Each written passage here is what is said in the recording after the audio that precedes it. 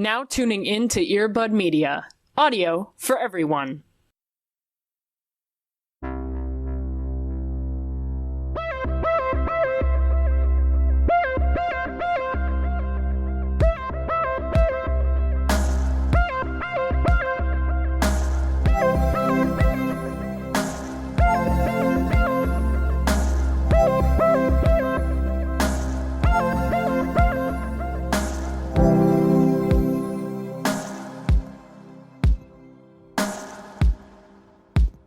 One of the biggest regrets that I had when we traveled back to Portland for the holidays was I don't know when I did it, I uninstalled that ham app, and I ate so much ham over the break when I was seeing my family, and every time I just kept saying ham when I could have been pressing the button, and I've never regretted anything more. Yeah, that's a bad move. You remember when we used to use that in the podcast? Yeah, I remember when you used to use it. Man, those are the days. I'm trying to figure out why you would uninstall it, because it's not like it's a very thick app in terms of data and storage. It does two things. I was just trying to show restraint. If I can't see it, then I won't use it. Sure. I think your students would like it, though, if you just brought it up one time. I tried, and they didn't like it. Oh, that sucks. I remember trying it once, and they were like, "Miss Johnson, please stop. You're embarrassing us." And that was a week into the school year, and I wanted to quit. I love how you're like, all right, here's a cool first impression I'm going to make with my kids. Ham. Listen, you have to try everything with middle schoolers, okay? I guess, yeah, you're right. You never know what might work. I can't believe this is our last episode. Period. It's over. This is the last one that's coming out of 2018, right? Yeah. Holy shit. Yeah, it'll be the 31st this comes out. Holy shit. New Year's Eve. So, get your champagne, get your smooches. Get your, I don't know, do people use yeah, people use sparklers on New Year's Eve. Yeah. Yeah. Yeah. I mean, this will be coming out at 8 a.m., so chill. But right. I mean, you do you, I guess. Chill. Yeah, holy shit. Yeah, that's wild. I keep forgetting that 2019 starts on a Tuesday, which God, fuck. But hot damn. Cody, how the hell? How dare the year start on a Tuesday? I know. How are you going to start your 2019? That's a good question. Who knows? Probably covered in glitter. I mean, that's just a little drunk. Every day. Yeah, yes. But festive. Celebratory. Is there a difference between regular glitter and celebratory glitter? I think it's the amount, because I think the regular amount of glitter is a little here and there. A celebratory amount of glitter is I'm bathing in it, baby. Okay. I'm just in that fucking pool. Let's go. Okay. All right. That's fair.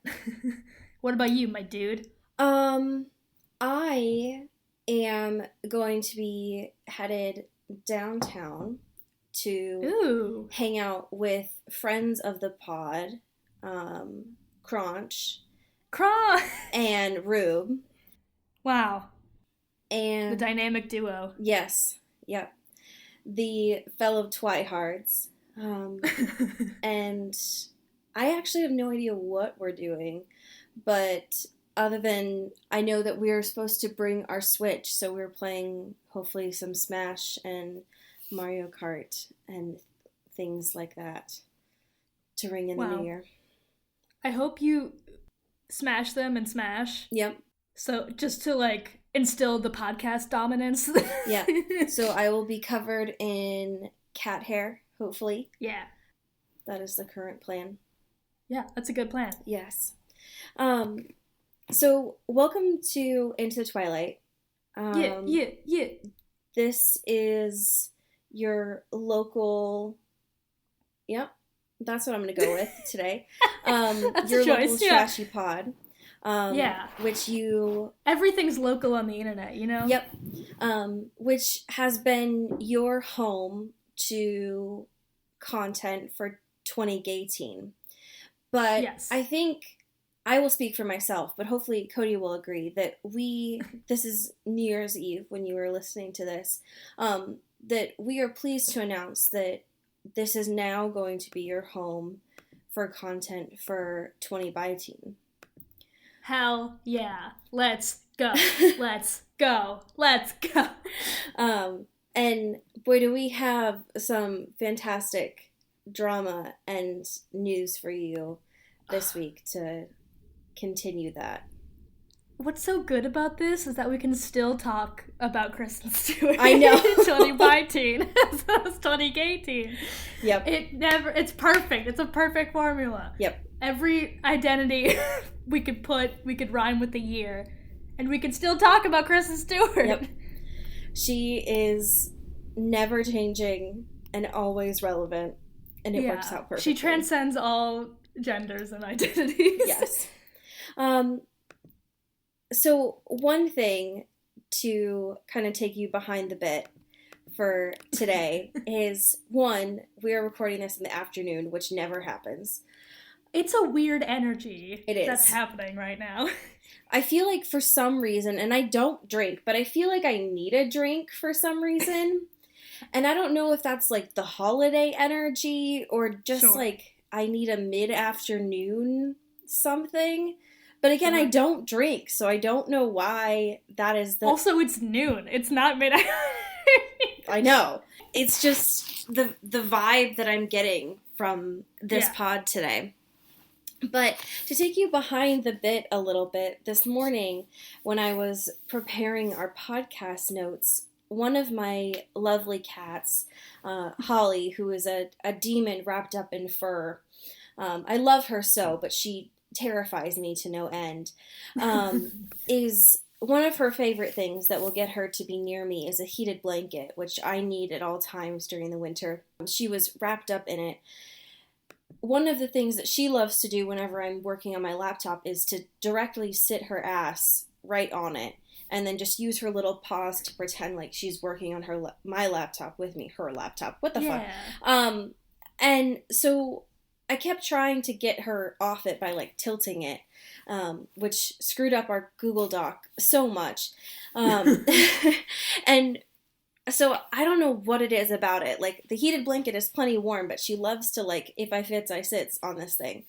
So I made the mistake once of getting up to fill up my water, and she sat on my laptop again because she's a hellion.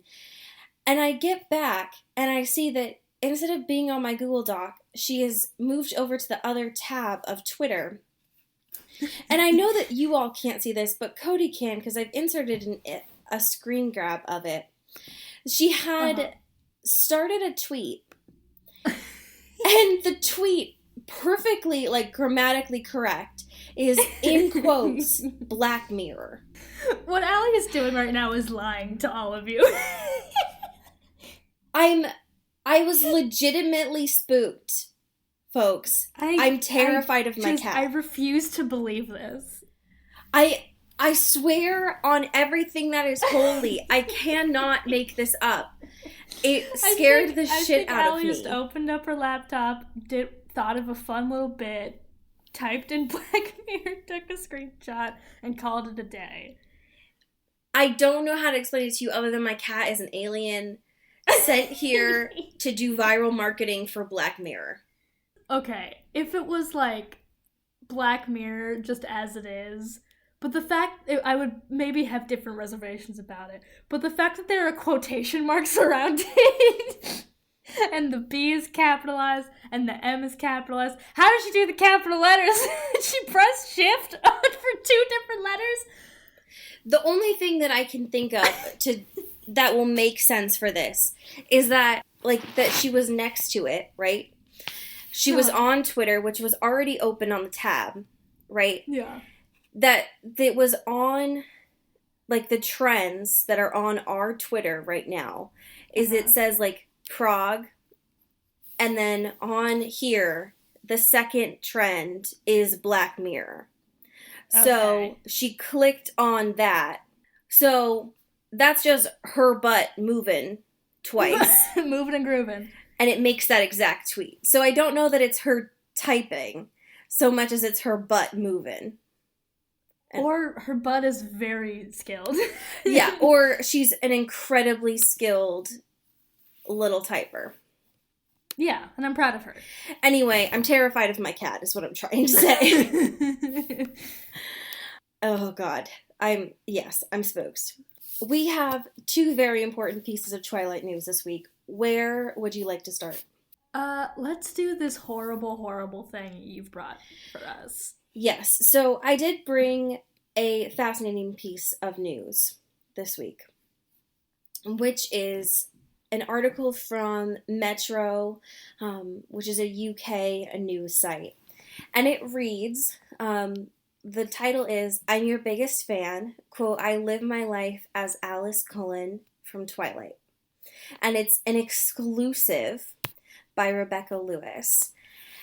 And so what I can gather from this is that this is a, quote, super fan who cosplays as Alice Cullen. And there are so many choice photos in this.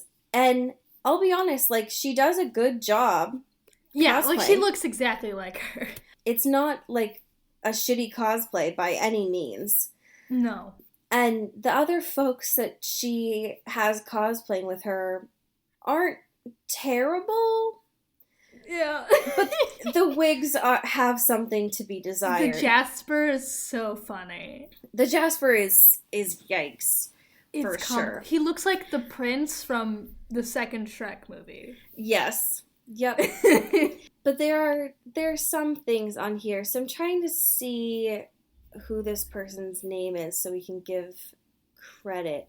So I think it's VL, who for over a decade has cosplayed as Alice Cullen. But yeah, there's some, like, especially this kind of close-up in the 20s outfit. Like, her makeup's on point. Yeah. And she's got, like, the contacts and shit. Mm-hmm. Yeah, and I think, like, she's got the baseball look on point. Like, it's, I don't know. I think that it looks good. I'm very curious about this, like, video series that she has here. Uh-huh. Where it seems like the one that they chose to put in this article is number 14. Which, wow. Apparently she also has a blog of goaskalicecullen.com, which is amazing, I would say. But yeah, this seems to be her career, where she performs and does, like, regional events and things like that. So it's nuts. Wow. But I mean, she does it well. Yeah. So, yeah, I mean, she's got it. Good on her. That baseball photo is so cute. Cody, you brought some drama to the pod today. Can you explain what you brought for us today? I did. This was actually brought by fellow Earbud Media host Jenny from the Gay Watch podcast. Yes. They sent me this piece from The Cut, which was the year in Kristen Stewart's t-shirts. God bless. Which, like, thank you. Thank you for this gift. Thank you, Amelia, who wrote this. Thank you, Jenny. Just, like, great. Everything's great. So basically it's just a listicle of all of the graphic tees that Kristen Stewart has worn this year, which is very good. But I thought this was interesting because the last shirt that they mention is the exact same shirt that we have talked about Robert wearing in a previous episode. Mm-hmm. And my brain was like, I hate you that you know this. Welcome. Because that photo of Robert with, like, a cigarette and that, like, shirt that says "Get Off My Dick" is, like, the biggest mood that's ever schmooded. For sure. And now we also have a Kristen equivalent, which is very good. Yes. God, can we just... these photos. Yeah. Can we just... Can that be this episode? Yeah, Okay. I'm cool with that. There's just so much here to talk Yeah. about. Also, this one of her in the I'm gonna win is just... Stop. I hate looking at it. It's just a lot to take in. Yeah, I don't know what happened with her hair, but there's a situation happening. There's a lot of protozoa vibes coming off this. Yeah, that's exactly what it is. Okay. It's like if a protozoa had frosted tips. Yeah. Yep. Yeah. Yep. Yeah. Thank you, The Cut, for this article, though. I really Thank you. appreciate it. Thank you so much. What if Chris just came home and I had, like, cut out these photos and just, like, put them on our walls? You just have a collage. Why isn't that a thing that, like, adults do still? Is just, like, cut out photos from magazines and, like, put them on their walls? No, it is, but now it's called shrines, and it's creepy. That's all right. And it's frowned upon. Okay. Well, you don't need to... Okay. When you put it that way. I mean... All right. Well, we have some listener questions for this week. Yeah. One is from our fantastic patron, Taylor Brown Browntown, whose name is littered all over our notes this week, so thank you, Taylor. Yes. Taylor asks, do either of you have a dream guest for the podcast? Ooh. This is very good. I mean, how many are we allowed to say? Right, like, what is the limit? Okay, do one for the bit and then one for real, though. I don't know if I have any for the bit. Because I feel like for the bit, Yeah. Stephanie. Oh my god. Yeah, that'd be good. Mainly just because I don't want to have to atone for my sins of, like, everything I've said about her on this podcast. Yeah. I guess on that note, us, like, grilling E.L. James would be very fun. That's true. We'd have some good conversations. Yeah, exactly. Just ends in us, like, fighting over audio waves. I guess another one for the bit is maybe someone that has, like, I want to think about someone that maybe knows about 50 Shades or Twilight, but isn't part of that world at all. So maybe, like, just another celebrity. Sure. Like, fucking, oh my god. Okay, for the bit, Gwyneth Paltrow. Uh-huh. Oh my god. Can you imagine? Yes. Like, hey, Gwyneth, what type of egg would you recommend Anna put in her vagina this week? Yeah, what's Goop gonna recommend for Christian to heal his PTSD? That's what I'm saying. Okay, but for real though, I think aside from the obvious of, like, aside from Kristen or Rob, and the stars, I think, I don't know. I think maybe one of the directors would be kind of cool. Yeah, I think Catherine Hardwicke would be cool. Yeah, especially now that we've learned so much about her background. Yeah, that would be awesome. I think Dakota Johnson would be cool. I think Lindsay Ellis would be cool. Oh my god, yes. Anyone who, like, has been talking about Twilight a lot, like Ashley Ford, like, recently. Yes. I'm into it. For sure. Let's chat. Get in the DMs. Slip on in there. Yeah, anyone that has been talking about this for a long time and wants to talk to us about it, please, for always. You are always welcome on the pod. Come on in. The door's open. The water's fine. Yes. Okay. So, our last question here. Would you like to read it? Sure. It is. If you could delete one scene of the 50 Shades series, what would it be? I know there are a lot of options. Also, best moment in 2018? Question mark. Okay. So, I don't know. Do we want to do this as from the books or from the movies? I don't know. Whatever. Okay. Whatever. The one that immediately comes to my mind is almost the first interaction of Christian being like a stalking asshole, because I think that kind of sets everything off between them, and that's the bar scene right in the first movie. That's a bad scene. It's an awful scene. And I think if only just because it does kind of set the tone for their relationship moving forward. Yeah. Because I do think that, and that is one that happens in the book, in the movie, that would have kind of allowed Anna to self-advocate for herself. Yeah. And it wouldn't have let Christian fucking track her in Vancouver. That's true. Yeah. Yeah. What about you? Like the tampon scene, for sure. Yeah. Absolutely. For sure. That shit, bad. I hated looking at it. I hated that so many millions of people, like, read it and were chill with it for the most part. Like, it was really bad. Absolutely.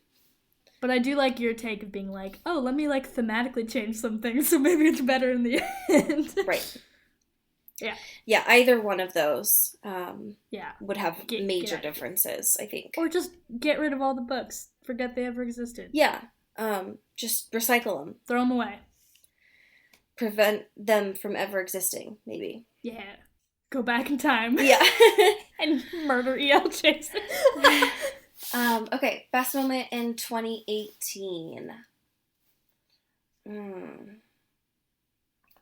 I mean, hopefully this is a personal life thing and not, like, in general. Yeah, I don't know. I think for me, it would be getting my master's degree. Yeah. That was pretty cool. Yeah. What about you? I would say, like, doing the freelance thing. Hell yeah. The old writing thing. You know. Turning 21 was cool, too. Hell yeah. Uneventful, but cool. Yeah. Doing the damn thing. Yeah. Hell yeah. Hell yeah, dude. So, could we have a special segment? What is that thing? Yeah, 1 second. Can you please give me 1 second? Nope.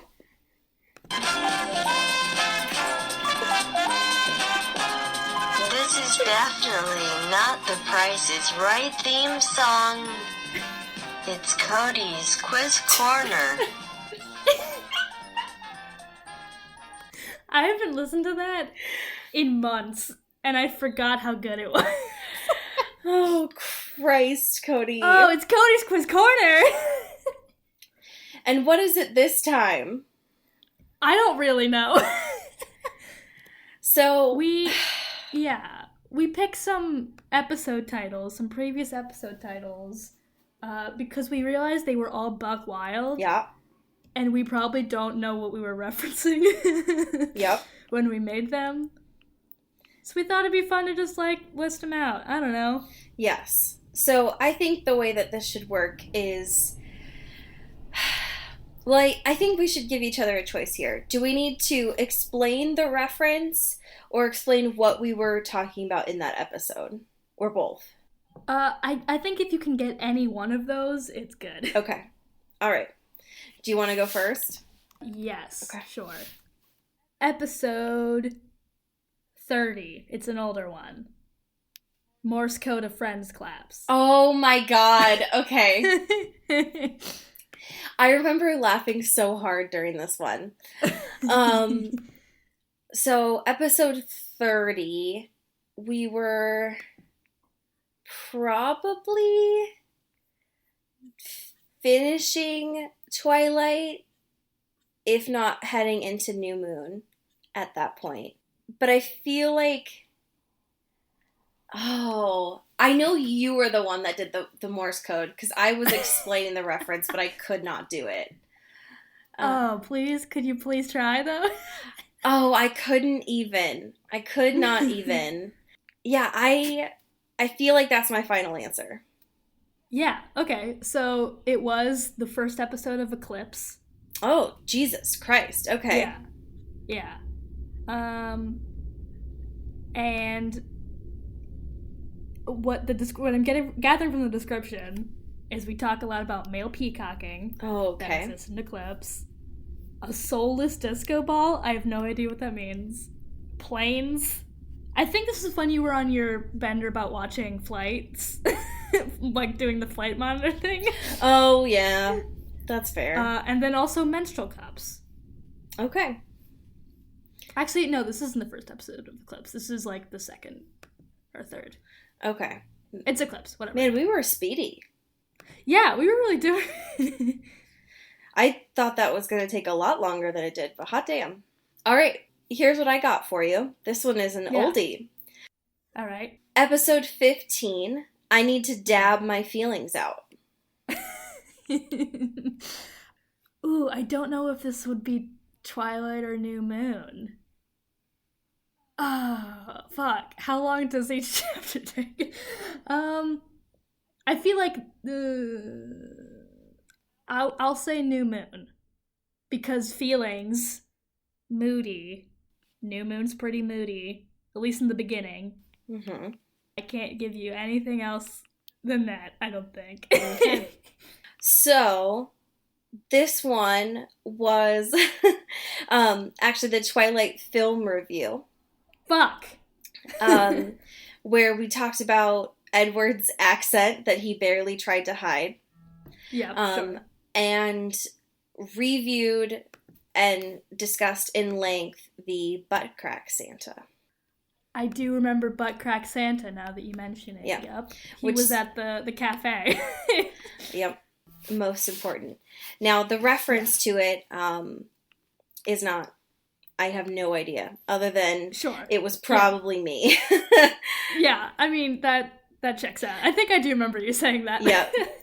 Yeah, that brought back some haunting emotions for me, so. Next is 48, Doritos and Misery. Oh my god. I know. I have no idea what this is. Okay. So, we were probably into Breaking Dawn then. And that sounds like something we were referencing either for what we hoped Bella would do or what Jacob would definitely do. And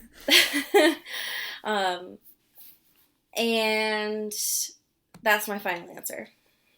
Yeah, you like pretty much got that right. Okay. It was Breaking Dawn, chapter 7 and 8. And I think it was Jacob being just like a snot-nosed teen. Okay. We were like, man, what if you just lived his teen life instead of like getting in all this nonsense? Okay. And Doritos and Misery. Okay. It's very I think it was also Paul. It was the werewolf crew, for sure. good. Yeah. I'm glad that we stuck with some of the oldies here. Now, here's one for you. Episode 26. Call me onion skin so I know it's real. Fuck. I know this is me. I know I said this. I don't remember. What? 27. So that is it the New Moon movie? Because I think we were talking about like the weird layering and it just looked like a gross like onion skin effect on something. I don't remember exactly what the reference was, but I think it's the movie. Okay. Review. Lock it in. Yeah, you're wrong. But it's close. So we were on the second to last episode of New Moon, where we talked about my first partay, Bella being divergent mainly. And I totally thought when I looked at this that this was going to be a Twilight reference with the onion episode, or like the onion bit. But it was not. So, but it must have just been the onion skin like effect in there. All right, so I was like half right. Yeah. But yeah, it was just in the book itself. So that was Weird. a good guess. Yep. All right. Yeah. 57. JC, my home dog in the sky. Oh my god, I chose this one! All right, yes. It's a good title. Okay. So then this has to be Breaking Dawn then. I remember this one, but okay. Because it's, yeah, okay, so yeah, this has to be Breaking Dawn. I don't remember the reference that this is, though. I just think that it's a hilarious I just remember it being a hilarious joke. Yeah, that's all I remember. Yeah, I have nothing else to give you because the description doesn't give me anything more.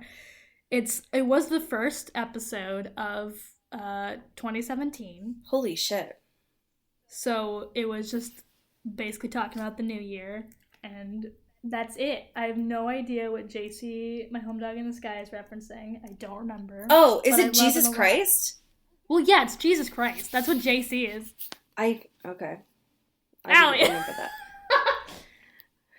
My home dog in the sky, JC. He's in the sky, Allie. Oh my god.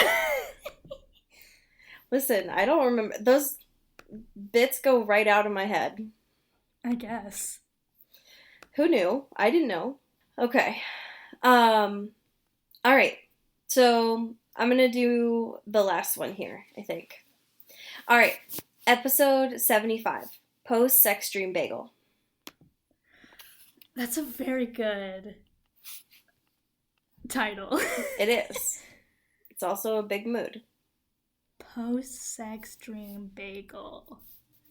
Okay, well, it's after 69, so it's 50 Shades. Yep. That's for sure. Yeah. It's not when they go to IHOP. And that wouldn't be the bagel. Yep. Fuck, when else do they have bagels? When else does Anna eat? That's true. Shit. I have no idea. Final answer? Yeah, I don't know. Okay. So, this was in chapters 13 and 14 of 50 Shades. We talked about bean burritos. Robert Pattinson's love for French New Wave. And wine. Cool. So, also, a fun side note, I went to an IHOP yesterday for the first time in God knows how long. Sure. And one, I don't know how you could have sex in an IHOP because it was literally the busiest place in the whole goddamn world. It's bustling. Always. It's the stickiest place in the whole world. Because there's just so much syrup forever. And third, what are numbers? They were having a promotional thing going on with the new Grinch. And so there were so many green little goblins everywhere that I have never felt less horny in my whole life. Yeah, for sure. How could you have sex in an IHOP? I wish I knew, man. Where was there space to have sex in an IHOP? It's just impractical. It's just, Christian Grey, put it down. There's no place to have sex in an IHOP. No. Yeah. I have questions, but I don't want the answers. Anyways, that's my 2 cents. Nice. That's all I have to say. All right. You want to finally get into this trash piece? Yeah, let's do it. All right. So we're reading chapters 15 and 16 this week, unfortunately. Where we left off last week was Anna had just killed a man with her super strong slap and was a little bit tipsy. Just murdered someone in cold blood at a nightclub.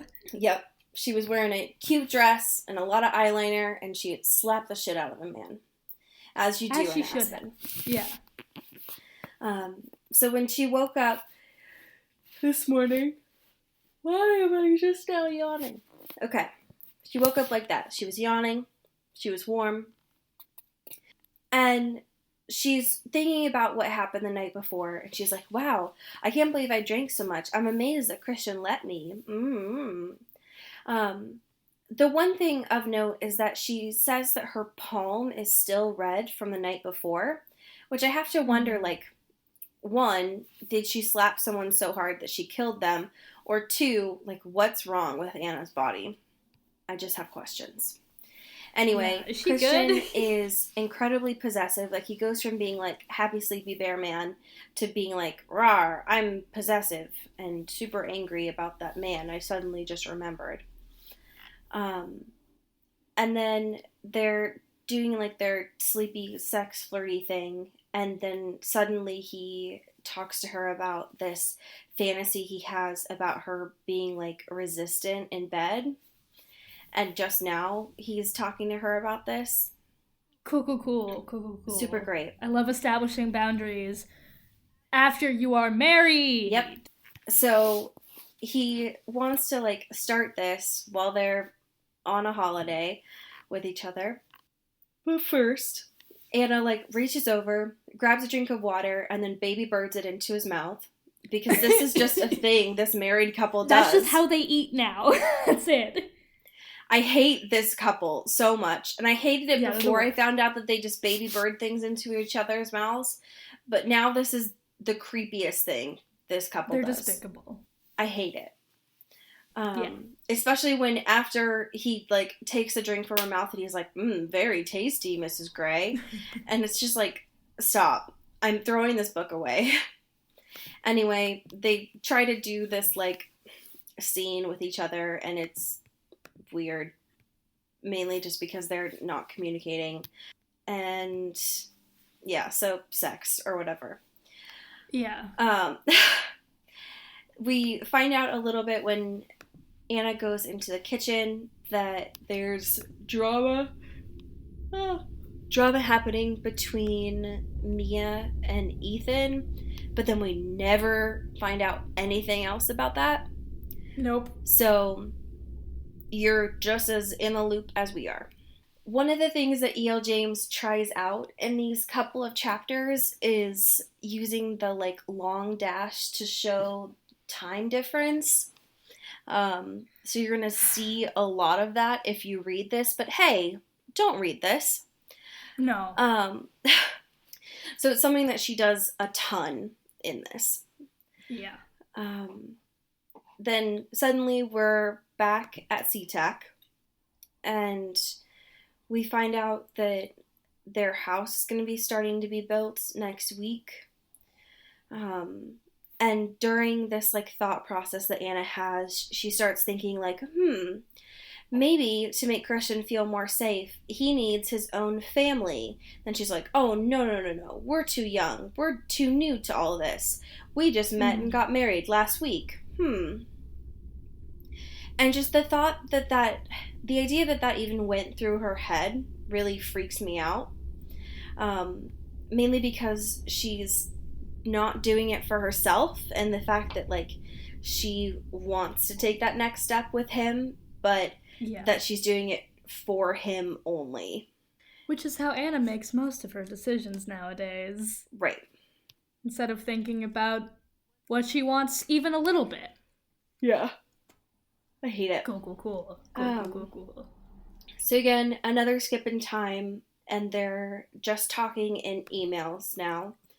And there's really nothing happening here other than that they're going to this, like, American Shipbuilding Association dinner, which is what the fuck is happening? Yeah.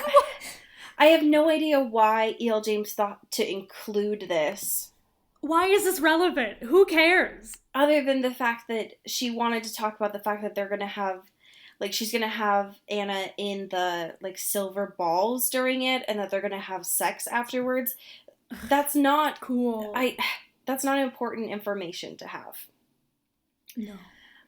Also, she does this... E.L. James does this thing with, like, the time jumps or whatever that we were talking about that she has never done in any of the books previously. Nope. And just decides to, like, again, learns a new writing convention and just tries it after she's already established the style and form of this book series. Like, so she does the thing where it's like, oh, here's an email.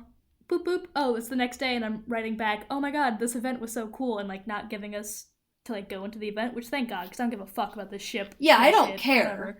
I don't care that I wasn't there, but, like, every single other time, we've never ever had the experience of, like, oh, we're just talking about a thing that happened, but we didn't actually experience it through Anna's eyes. Right. We never do a time break, we never do a jump in the fiction or whatever. Why are we doing this? Why are we trying out new shit in book 3? And, like, more than halfway through Like, book 3. We are at the fucking finish line here. Let's go. Like, what? Yeah. What? It felt like a weird editor's note to be like, hey, I want you to start skipping things. And so rather than cutting things out, Yeah. she just made these weird jumps. So we find out through these emails that Jack has refused bail and is still in custody, and no date has been set for the trial, which means that instead of just lightening up security, Christian's keeping it the same. Great. Super cool. More emails about sex stuff. We finally find out, again, halfway through book 3, when Anna's birthday is. And it's September 10th. Yep. Then all of a sudden, Hannah, who is Anna's assistant, comes into Anna's office and says that there's a Layla Williams outside who wants to speak with her and says it's personal. And then all of a sudden, Anna makes a connection that it's that Layla and freaks out. And that is where chapter 15 ends. Yes. So chapter 16 begins with Anna being like, oh no, don't send her away. I want to speak with her. Oh, and also, shockingly enough, your security wants to speak with you too.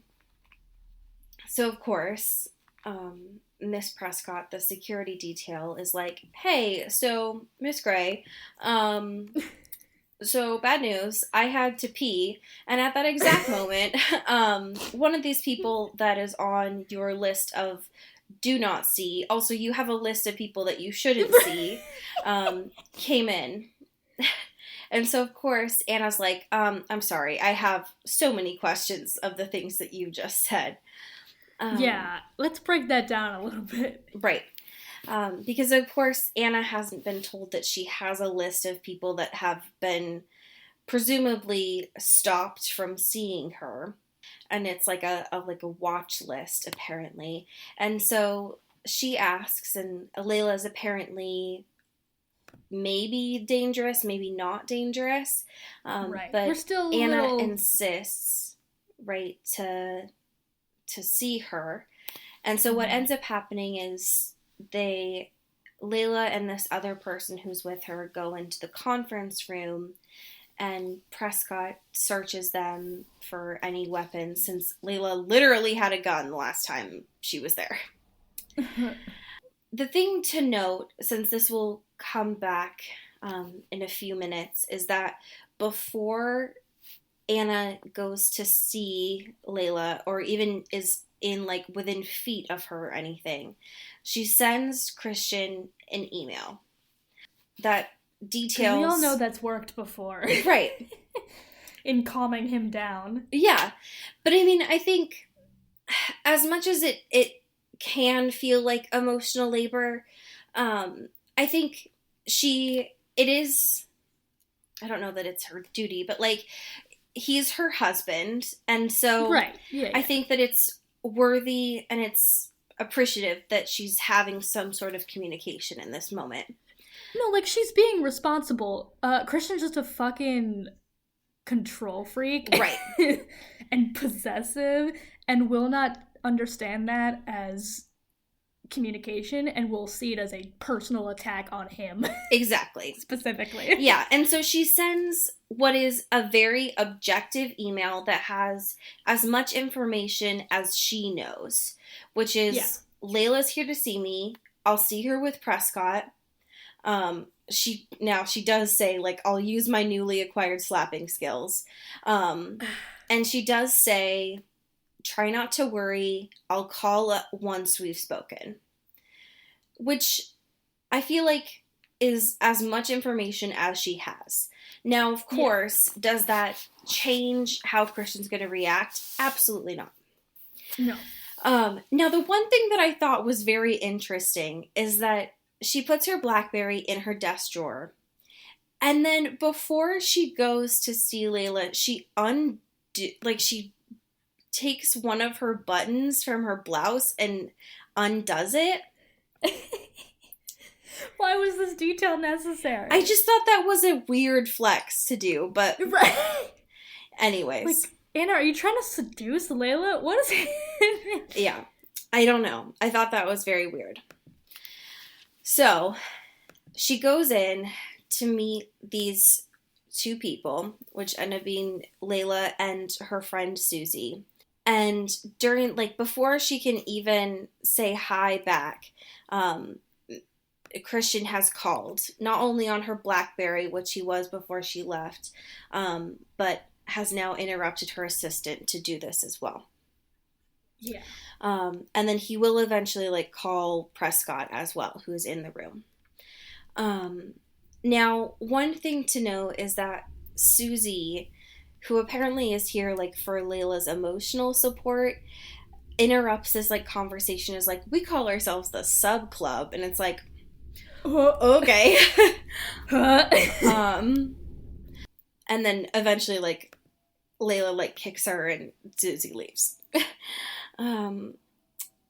Now, again, Christian calls Prescott, who's in the room, and Prescott, hands the phone over to Anna. And, of course, because he's Christian and he doesn't know how to handle change or to be an adult about it, he's, screaming at her over the phone. And I love Anna's response to this because she's like, don't shout at me. And then she's like, when you're calmer, we'll talk about this. And then she just hangs up on him. So it's like, okay, good. I'm glad that you set boundaries for this. So Layla's there, and Anna isn't sure, what she's playing at. But then soon finds out that, her doctors don't know that she's there.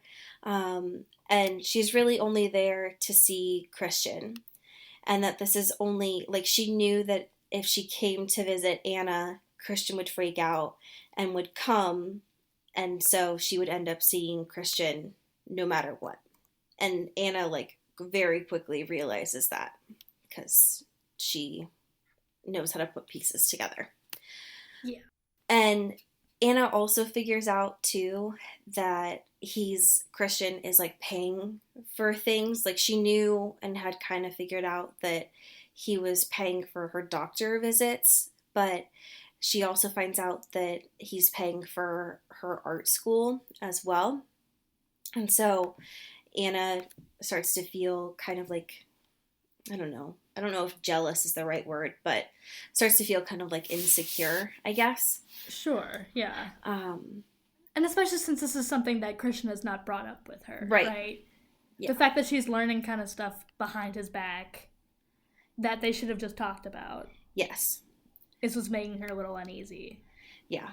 But she processes that as oh, he doesn't think I'm hot. Right. And so it's important to understand that Anna has figured this out, especially since Layla's going on about oh, I loved my boyfriend who died last year, and I loved him, and I only love one other who's Christian. And then they're both like giggling about him. And then, of course, Christian shows up. And he's being unnecessarily, I don't know, childish about this, I guess. Yeah. Like, especially since Prescott searched Layla and is in the room, and her job is to be a security detail. And Christian wouldn't have hired her if she wasn't, like, the best at her job. And Right. so it frustrates me, I guess, that he comes in and the first thing that he does is, like, looks at Prescott and is like, "You're fired." And it's like, okay. All right. And also, like, his characterization is supposed to be so calculated, and he does everything for a reason, and all, like, he has so many justifications for the things that he does or whatever. Like, we're supposed to believe that, right? Right.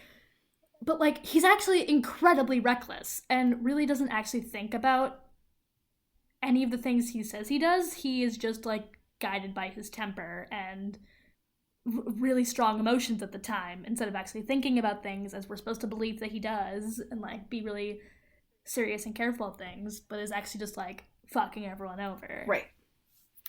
It's frustrating. Yeah. So then next he looks at Layla, and who's trying to be very apologetic and is like, "I wanted to see you and you wouldn't let me." And Christian is like freaking out at her, and threatens her, saying, like, "If you come anywhere near my wife again, I will cut off all support, like doctors and art school and medical insurance." And so freaking out about all that. He wants her to leave right away, but says that she's staying at her friend Susie, who's out in the reception area, until the next day so that she can fly home. Yeah. And so he lets that happen. And then he finally turns to Anna. And I think the thing that frustrated me the most about this is that when he ends up looking at Anna, he's like accusing her of being like, "You promised you wouldn't do this." And he is like, when Anna finally asks about that, he's like, "You promised you wouldn't defy me." She's like, no. She's like, "I said I would be more considerate." It's like, nobody promises that they won't defy you. Like, this isn't a court of law. This is a marriage. Right. So anyways, I think that it's just important to understand that, like, that's how Christian's mind works, is that when he hears something like, "I would be more considerate," he hears, "I promise I won't defy you." And so to me, that's not how marriage works, because his version of communication, even when they're actually trying to verbally communicate, is completely skewed.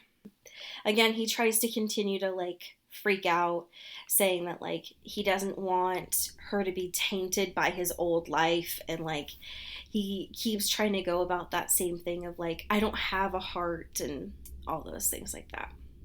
Yeah. Gross.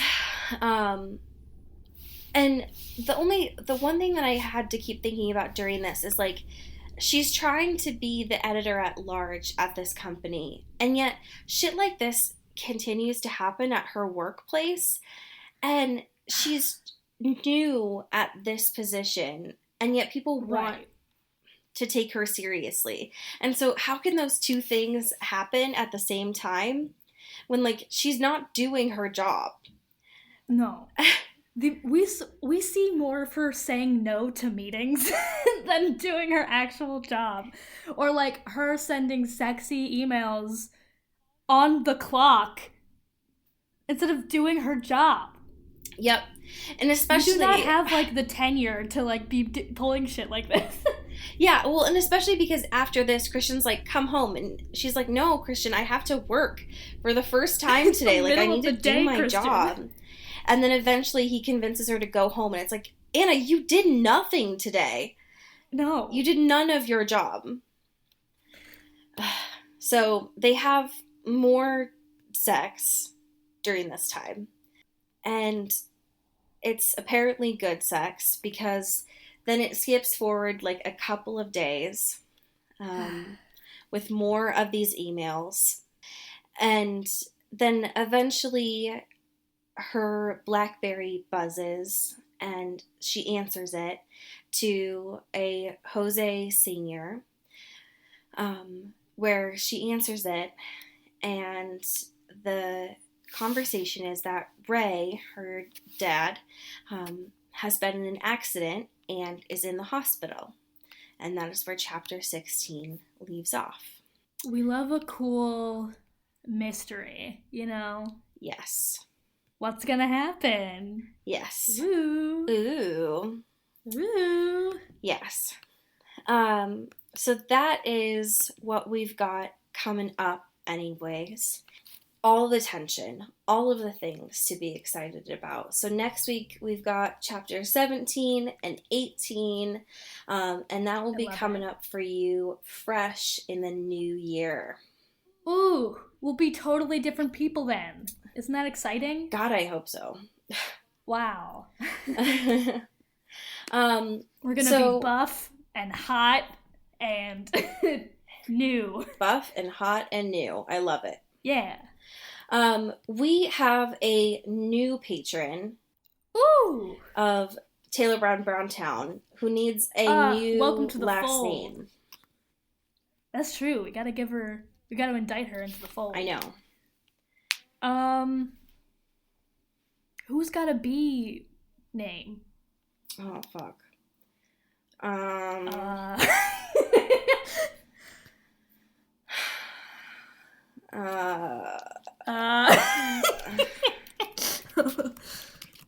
Do we just want to call her Taylor Lautner? Would that be dumb? No? Are you kidding me? That's perfect.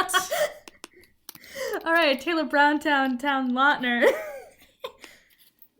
Taylor Brown. Welcome. And you can be one of these too if you join our Patreon in the new year. Yeah, do you want a ridiculous name? Come join us. Let's go. Okay, I think that we should keep up with our titles that we didn't end up using. Ooh, great idea. Okay. So, Taylor Browntown, Town Lautner, welcome to the fold, officially. Yeah. Even though you've been here for so long. Yeah. I think that you are going to be...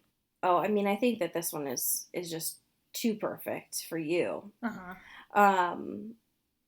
It is episode 64, A Ball Pit of Tears. Nice. Shout out to Katie Weber, who this week is episode 88. You must first speak to the Oracle. What the fuck? Oh, God. Okay. And shout out to Simon Steele. Woo! Welcome back, buddy. I think he never left. I'm just an asshole. Oh. All right, we'll give him 2. Okay, so then, Simon, you get 2. Your first one is episode 60, Edward is the Little Spoon. Nice. And episode 62, Welcome to the Brock Zone. Yes! Oh, welcome to the Brock Zone. What a good one. Oh, damn. Okay, so, again, Taylor Browntown Lautner sent in a fan fiction for this week. Braver Than the Marines. Braver Than the Marines. And it is titled Happy New Year by Sophie Clueless. And this was published on January 29th of 2016. And I wanted to share with you a little bit of the author's note that comes before. Please. Just because it's like a whole page of the author's note. But I just wanted to share a little bit of it because it's just hilarious to me. About the story. After talking with several people, I've decided to continue my stories, but they will be mine, which means that if you don't like it, I won't feel bad about it. I can't please everybody, and I don't want to. We are all different, and we like different things, and that's great. If you are drawn into the story, but get to a point when you are not anymore, you are free to leave, no strings attached, and I'll wish you all well and a future filled with stories you love.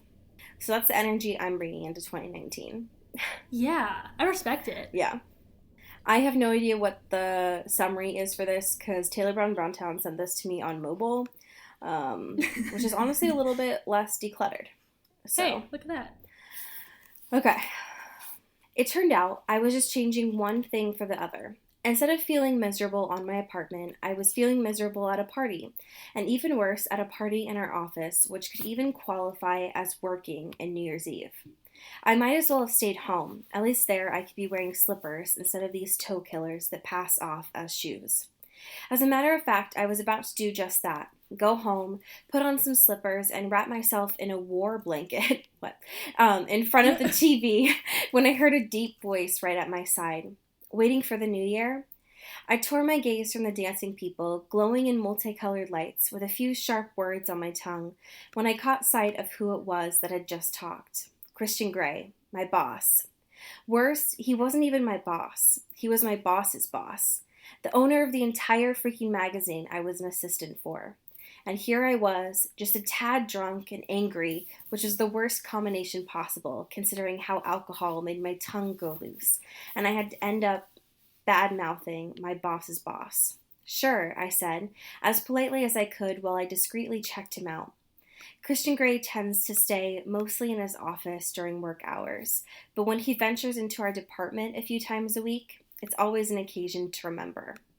The guy was hot. Not only did he have money and was good looking, but he was one of those people with a strong presence that made you want to listen to. I had spoken with him most of the times he had visited us, but he was always informing himself with Jack Hyde, my boss, and so it was impossible not to cross our paths. All of these short conversations we had shared had basically been me staring at him and trying not to say something dumb. The problem about the guy was he was nice. He wasn't the sort of person to demand things or ignore people beneath him. He actually took the time and effort to get to know the people that worked for him, and that made him even harder to resist. Today was no exception. He was wearing black pants and a white shirt, but instead of the perfectly tailored suit he always carried without a wrinkle to be seen, today he was wearing no tie and no jacket. He even had a few buttons undone, revealing a glorious sight of well-toned chest. End scene. Wow. Wow. That was riveting. Well-toned chest. Yeah, that's gonna be us next week. All right, folks. Well, this is the last one of the year. So, as we say in Seattle, Get bit. and get whipped. Ooh. This is an Earbud Media production. You can find us on Twitter at Earbud Media and listen to the rest of our shows. You can find this show on Twitter at Into the Twilight, as well as intothetwilight.show. You can send us an email at intothetwilightshow@gmail.com. You can also become a sponsor of the show or buy some merch at intothetwilight.bigcartel.com. Our art is done by Maddie Padilla, who you can find at YourGhostHost44 on Instagram, and our music is done by Eli Krause, you can find at Eli Sauerkraus and KrauseFilms.com. The intro and outro is by KB Smith, you can find at KB__Smith on Twitter. You can find Allie on Twitter at Into Wild Places, and you can find me at Dyke Discourse. You've been listening to Earbud Media Production. Earbud Media, audio for everyone.